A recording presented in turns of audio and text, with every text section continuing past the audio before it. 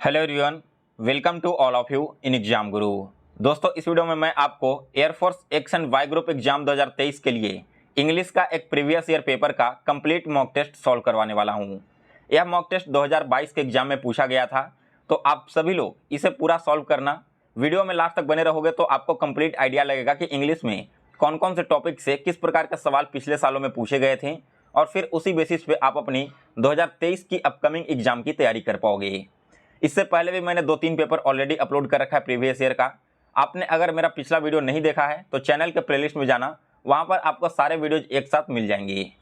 Video start करने से पहले दोस्तों, जितने भी नए कैंडिडेट अभी चैनल से जुड़े हैं, आप सभी से रिक्वेस्ट है कि एग्जाम गुरु चैनल को सब्सक्राइब कर लें और इसके बेल नोटिफिकेशन को भी ऑन कर लें, ताकि जैसे ही मैं कोई नई वीडियो अपलोड करूँ तो उसका नोटिफिकेशन आप तक सबसे पहले पहुँच जाए। चलिए दोस्तों, आज का वीडियो स्टार्ट करते हैं। तो यहाँ पर क्वेश्चन नंबर 1 और 2 पैसेज से रिलेटेड क्वेश्चन है, और पैसेज वाले क्वेश्चन हम लास्ट में सॉल्व करेंगे। स्टार्ट करते हैं क्वेश्चन नंबर 3 से। चलिए, तो तीसरा क्वेश्चन कह रहा है कि 1 मिनट रुक जाना। थर्ड क्वेश्चन यहाँ पर कह रहा है कि choose the correct indirect speech of the given sentence, don't go near the water children she said. यहाँ पर एक सेंटेंस दिया गया है, इसे आप सभी को इनडायरेक्ट स्पीच में कन्वर्ट करना है। तो देखिए दोस्तों, जब भी आपका सेंटेंस जो डायरेक्ट नरेशन में है ना, अगर वो इंपरेटिव सेंटेंस हो तो इसका रूल होता है कि इसके जो रिपोर्टिंग वर्ब हैं, उस रिपोर्टिंग वर्ब को कन्वर्ट कर देना है किसमें, रिपोर्टिंग वर्ब को उसके सेंस के अनुसार वांड या फिर ऑर्डर इत्यादि में कन्वर्ट कर देना है, और इन्वर्टेड कॉमा को हटा करके टू ऐड कर देना है यहाँ पर। तो इसका जो स्ट्रक्चर है वो इस प्रकार से होगा कि सबसे पहले सब्जेक्ट के साथ में वर्ड का यूज किया जाएगा, क्योंकि यहाँ पर देखिए बच्चों को पानी के नज़दीक नहीं जाने देने के लिए सलाह दे रही है, तो यहाँ पर वार्न कर रही है ना उसे, इसलिए यहाँ पर वार्न वर्ड का यूज किया जाएगा। फिर ऑब्जेक्ट, इसके बाद नॉट टू का यूज किया जाएगा, और फिर लास्ट में वर्ब का यूज किया जाएगा। तो इस क्वेश्चन का राइट आंसर है दोस्तों option number D, C, warn the children not to go near the water. फिर इसके बाद क्वेश्चन नंबर 4 से लेकर 6 तक फिल इन द ब्लैंक्स वाले क्वेश्चन है, जिसमें आपको करेक्ट वर्ब या फिर फ्रेज को फिल करना है। तो क्वेश्चन नंबर 4 कह रहा है कि hardly dash reached her home when the rain started. तो यहाँ पर दोस्तों यूज किया जाएगा हैड सी का, क्योंकि यहाँ पर देखिए वाक्य इन्वर्जन से संबंधित है ना, और जब इन्वर्जन से संबंधित हो यानी कि सब्जेक्ट के पहले वर्ब का यूज किया जाएगा। तो इसीलिए जो बी ऑप्शन है वो इस क्वेश्चन का बिल्कुल सही जवाब है। Hardly had she reached her home when the rain started.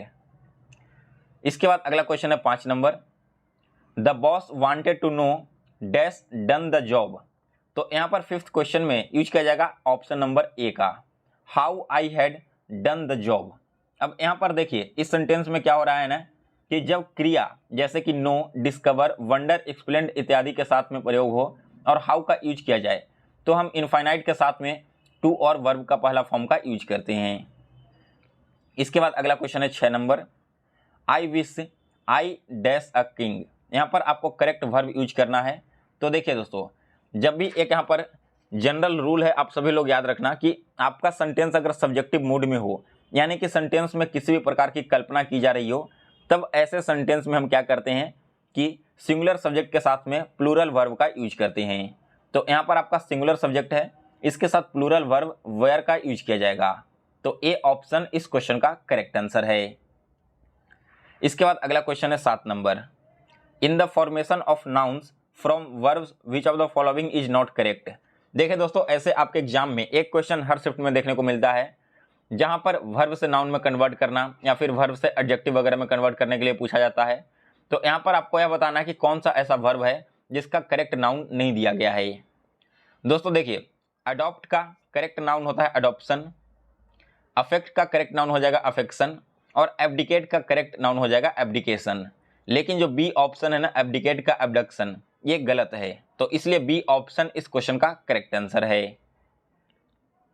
इसके बाद अगला क्वेश्चन है 8 number, the meaning of the idiom a broken read is.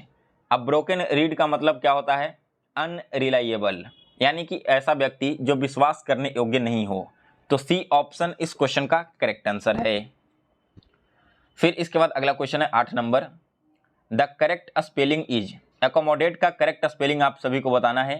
तो यह हो जाएगा दोस्तों आपका ACCOMMODATE, यानी कि ए ऑप्शन इस क्वेश्चन का करेक्ट आंसर है। फिर इसके बाद अगला क्वेश्चन है 10 number, choose the appropriate preposition from the options given below each of the following sentence. अब अगले सेंटेंस में आपको करेक्ट प्रीपोजिशन का यूज करना है। Can the doctor cure him dash asthma. देखिए दोस्तों, जब भी आपके सेंटेंस में क्योर वर्ड का यूज किया जाए ना, तो इसके साथ में आपको पता होगा कि लास्ट में कोई बीमारी का नाम होगा, उस बीमारी से पहले ऑफ प्रीपोजिशन का यूज किया जाता है। तो 10th क्वेश्चन का option number A correct answer है। फिर इसके बाद अगला क्वेश्चन 11 नंबर, choose the options which is closest in meaning to the given word moderate. Moderate का सिनोनिम आप सभी को बताना है। दोस्तों, मॉडरेट का सिनोनिम हो जाएगा नॉट एक्सट्रीम, यानी कि ए ऑप्शन इस क्वेश्चन का करेक्ट आंसर है। मॉडरेट का मतलब होता है दोस्तों उदारवादी। फिर यहाँ पर देखिए बी ऑप्शन में है कॉम्प्रोमाइजिंग, तो कॉम्प्रोमाइजिंग का मतलब होता है समझौता करना।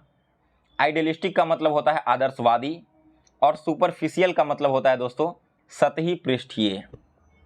इसके बाद अगला क्वेश्चन है 12 नंबर, change the following sentence into complex sentence, he had to sign or be executed.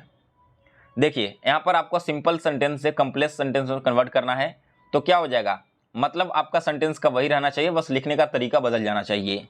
तो ये हो जाएगा दोस्तों, if he had not signed he would have been executed, यानी कि बी ऑप्शन जो है इस क्वेश्चन का करेक्ट आंसर है। फिर इसके बाद अगला क्वेश्चन है 13 number, change the sentence into passive voice. Active से पैसिव में आप सभी को कन्वर्ट करना है। I saw him opening the box.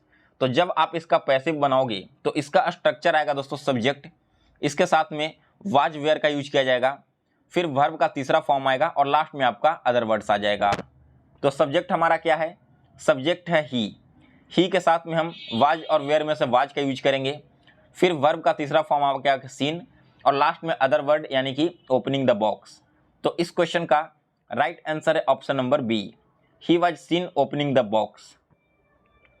फिर इसके बाद अगला क्वेश्चन 14 नंबर, fill in the gap with an appropriate auxiliary. Auxiliary का यूज करके गैप को भरना है। He was so tired that he dash scarcely stand. तो यहाँ पर देखिए 14th क्वेश्चन में यूज किया जाएगा कुड का।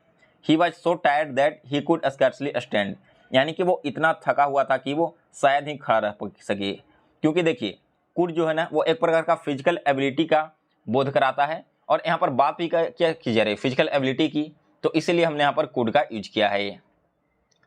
इसके बाद अगला क्वेश्चन है 15 नंबर, rearrange the sentence with correct order labelled as PQRS। 4 part दिया गया है एक सेंटेंस का जो कि मिक्स्ड है, आपको इसे सही वे में अरेंज करके एक मीनिंगफुल सेंटेंस बनाना है। तो सबसे पहले आएगा ओनली टाइम विल टेल, यानी कि केवल समय ही बताएगा।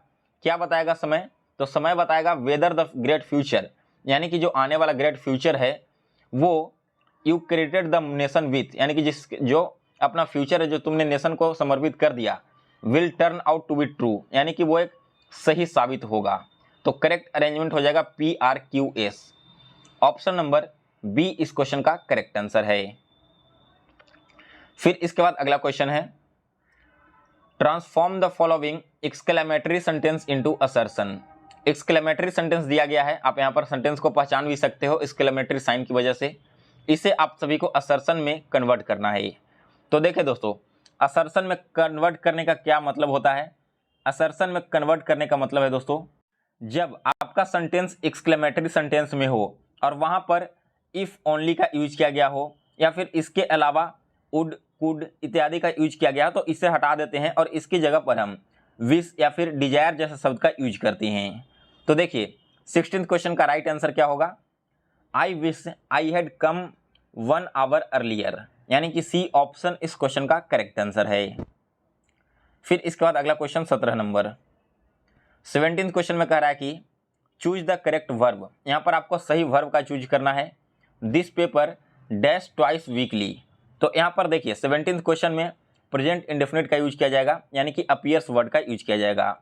दिस अपीयर्स ट्वाइस वीकली, यानी कि यह जो पेपर है ना वो सप्ताह में 2 बार होता है। इसके बाद अगला क्वेश्चन है 18 नंबर, nuclear waste has traditionally been stored in steel drums what are subject to rust. यहाँ पर आपको बताना है कि सेंटेंस के किस पार्ट में एरर है।